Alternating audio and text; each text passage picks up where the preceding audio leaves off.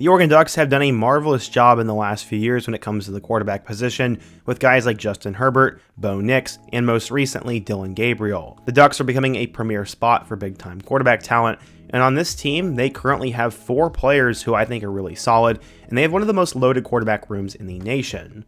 Today we're going to continue our quarterback room spotlight series as I'm going to go through all the main players in Oregon's quarterback battle this year, talk about who they are, what they bring to the table, and also who I think should end up starting for them.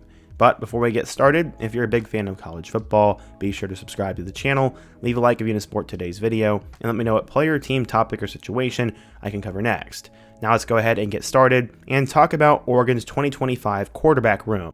Okay, so the first option for the Ducks will be Akili Smith Jr. or KJ Smith Jr. His father, Akili Smith, ended up playing for Oregon back in the 1990s and threw for 3,800 yards and 32 touchdowns. He was taken in the 3rd round of the 1999 NFL Draft and played for the Bengals. He then saw his son follow in his footsteps, and as soon as KJ was old enough to play organized sports, they figured that he'd be really good, but football would have to wait. Soccer was the first thing that he really enjoyed, and they knew their son was very gifted. Eventually, when he played football, he was really good. His dad said, quote, "Even at 8 or 9, you could see that he had the talent." His dad was extremely proud of him, and he would eventually blossom into one of the better quarterbacks in the area.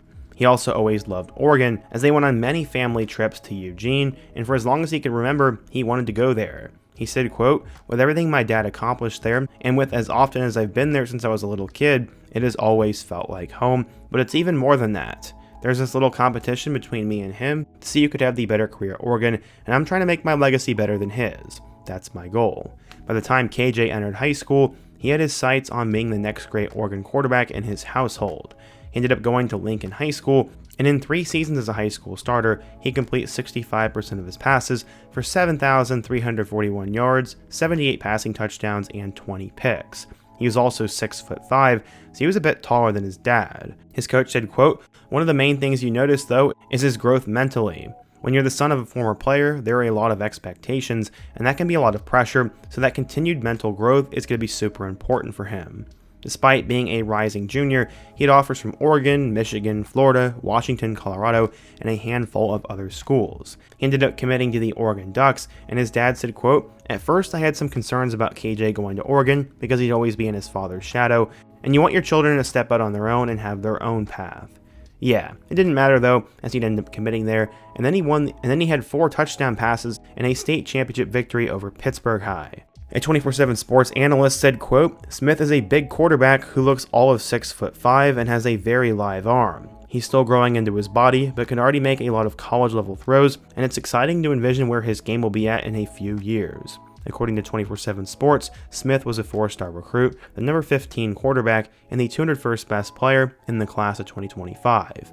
He will arrive at Oregon and will likely be 4th on the depth chart in redshirt, and if he plays, that means something really, really terrible has happened. It's nothing against Smith, but they're just 3 guys who are just much better and more experienced than him on the roster right now. Our second option in the 2025 Oregon quarterback room is Luke Moga.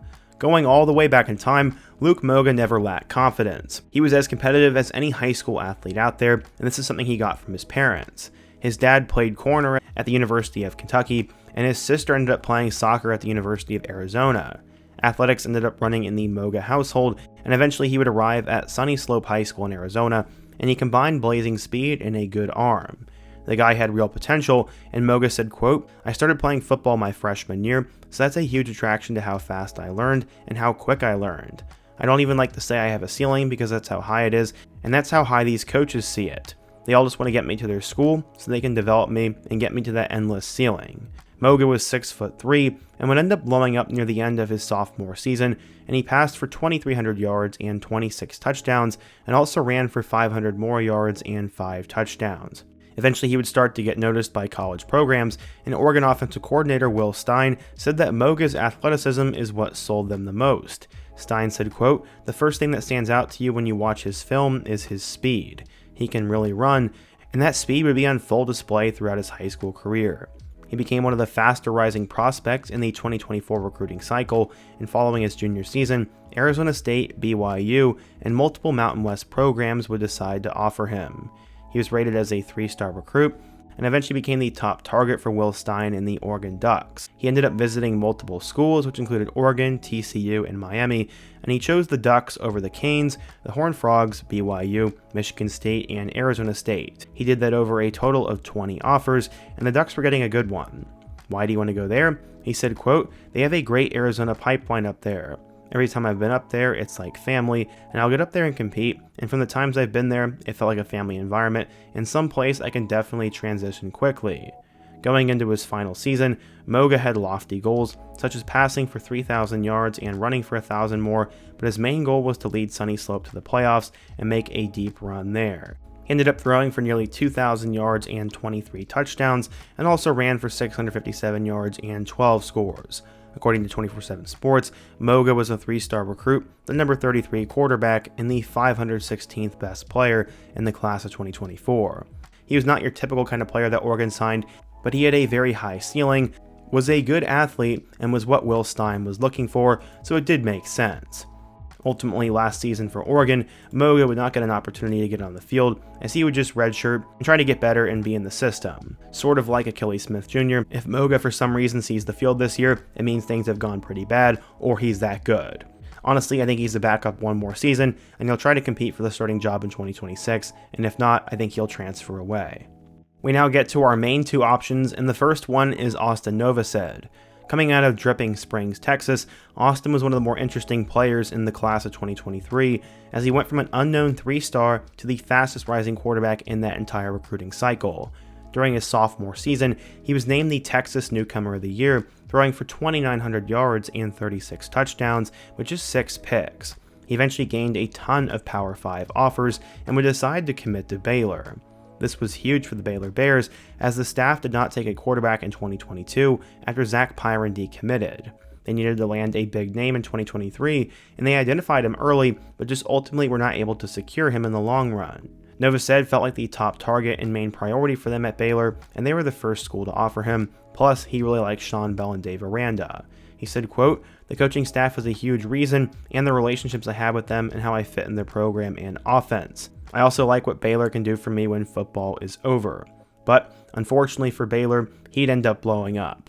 During his junior season, Novosad would throw for 3,400 yards with 40 touchdowns and just 9 picks, and was named the District 12-5A MVP. Teams from all over the country now wanted him, as originally his offer sheet included Baylor, Colorado, Houston, Texas Tech, SMU, and Vanderbilt, but then he got the offers from the big teams.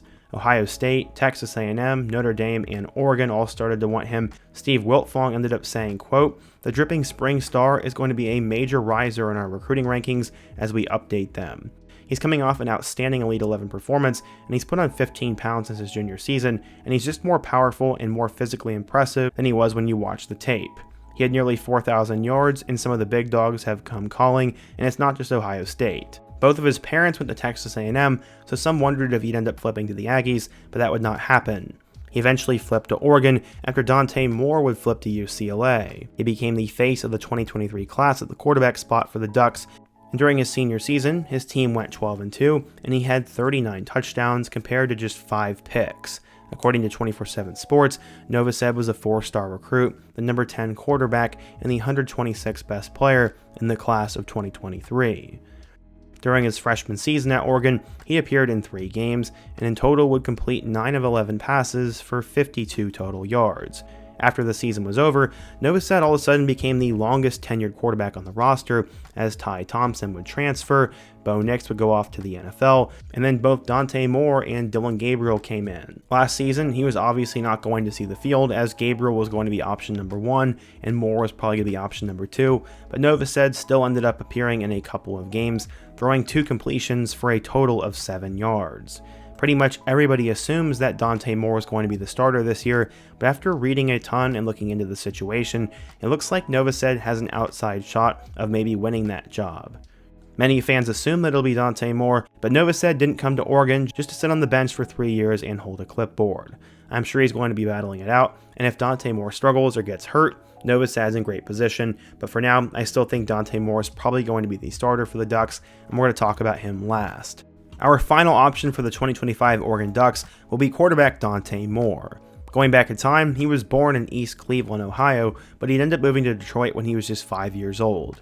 His dad ended up growing up in the Detroit area and went to Southfield High, where he was an athletic standout. Early on, Dante Moore began by playing soccer at an early age, and from 2nd grade through 8th, he was a goalkeeper and a striker. He credits that sport for improving his footwork, but football was always the thing he loved the most. Martin Luther King High School has had some greats at the quarterback spot, including Darnell Dickerson and big-time player Daquan Finn, who became one of the best quarterbacks in Toledo football history, but Dante Moore was just different. For the 4 years while he was at MLK, head coach Tyron Spencer never had to worry about who his quarterback was. Since 2019, Moore had been the Crusaders' signal caller, leading them to 3 Michigan State finals with back-to-back titles in 2021 and 2022. Despite all the hype that Dante Moore received, he remained super grounded. He was a quiet leader, and as a sophomore, he was named a captain. It's very rare for a program to have a guy named a captain that young. Eventually, he ended up gaining over 40 offers during the recruiting process and got a ranking of .9942 from the 24/7 Sports Composite, meaning he was the highest recruit from the state of Michigan since Lamar Woodley back in 2003. He narrowed his list, and many thought he'd end up going to Michigan, but he chose to go to Oregon over LSU, the Wolverines, Texas A&M, and a full offer sheet. He was the last uncommitted 5-star quarterback in the 2023 class, and this created a ton of fallout across the country in terms of recruiting.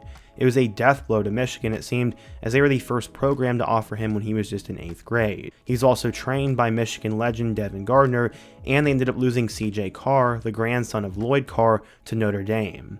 It was a tough moment for them, but I don't think Michigan fans cared too much as they won a title in 2023. He really loved Oregon and was going to be the next big thing for the Ducks, but then offensive coordinator Kenny Dillingham, his main recruiter, decided to go to Arizona State and take the head coaching job. Moore obviously was not going to go there, so he decided to open his recruitment again and he would look elsewhere. He then decided a new destination as he would flip from Oregon to UCLA. He said he talked to God and his people, and he knew that UCLA was the right move for him. He was an Oregon commit for a long time, but Chip Kelly and the UCLA staff had been working on him for quite some time, and eventually they ended up pulling it off, as he was the 3rd highest ranked recruit to ever go to UCLA, the highest quarterback rank since Josh Rosen, and the first 5-star in the Chip Kelly era. He ended up being named the High School Football National Player of the Year during 2023, and his coach said he was an incredible human being and a dynamic football player. He ended up leading King to its 2nd straight title in 2022, and he tossed 4 touchdown passes in the championship game. As a senior, he threw for 2,400 yards and 32 touchdowns, and only had 3 picks. In total at MLK, Moore had nearly 10,000 yards, 135 touchdowns, and only had 20 total interceptions. According to 24/7 Sports, Moore was a 5-star recruit, the number 3 quarterback, and the 4th best player in the class of 2023. Going into the 2023 season, Dante Moore was getting a lot of hype, and he'd end up actually becoming the starter. He got the nod over both Colin Schlee, who transferred him from Kent State, and Ethan Garbers. Unfortunately, after the first couple of weeks, Moore would struggle. He would end up combining for 7 touchdowns in their first 3 games against NC Central, San Diego State, and Coastal, but then he struggled and eventually got benched. He could not stop turning the ball over once they got to Pac-12 play, and he would decide to move on after that season. He played in 9 games and threw for 11 touchdowns compared to 9 picks. He decided to go for that change of scenery and go to a school that had a better chance of developing him. He really liked offensive coordinator Will Stein. He texted Dan Lanning and ended up going back to Oregon. He said, quote, "Many people say there are many reasons why I left, but the real reason why is because Coach Dillingham left. You know, as a quarterback, your offensive coordinator needs to be your best friend, and really at the end of the day when they hired Coach Stein, I just didn't know much about him." Last season, as the backup to Dillon Gabriel, Dante Moore would play in 4 total games, throwing for a total of 49 yards without a touchdown or a pick. He was sort of taking the Kyler Murray approach, as he was a 5-star sitting behind a really good player, and now he's expected to take over in 2025. By all indications, he's going to be the starter, but he still is battling it out with Austin Novosad. Moore can pretty much do everything, and I think he's going to be really good this season, but we'll just have to wait and see. Either way, the Ducks are loaded, and what do you guys think? If you're an Oregon fan, what do you think about the quarterback room? Who do you think should win, and which school should I cover next? Be sure to let me know down below, leave a like if you support today's video, subscribe if you're new, and check out one of the videos on the end screen. Hope to see you guys again soon, but until next time, peace.